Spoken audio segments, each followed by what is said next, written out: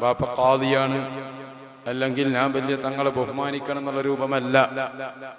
ബാപ്പാന്റെ ജീവിതം അതാണ് ഞാൻ നേരത്തെ മദ്ഹ് ഓതിയത്. ദിക്റും സ്വലാത്തും നിത്യമിൽ ചഹിദ് ഖുശൂഉം സത്യമിൽ എന്നുള്ള വരി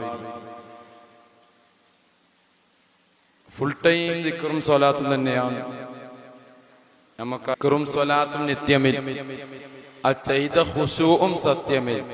എന്താ ഖുശൂ? എന്താ? നാലാളെ ജനങ്ങളെ മുമ്പിൽ അറിയിക്കലാണോ? അല്ല. ഖുശൂഇന് രണ്ട് സ്ഥാനമുണ്ട്. ദുന്യവിയായ ഖുശൂഉണ്ട്, ഉഖ്റവിയായ ഖുശൂഉണ്ട്. ദുന്യവിയായ ഖുശൂ എന്താ?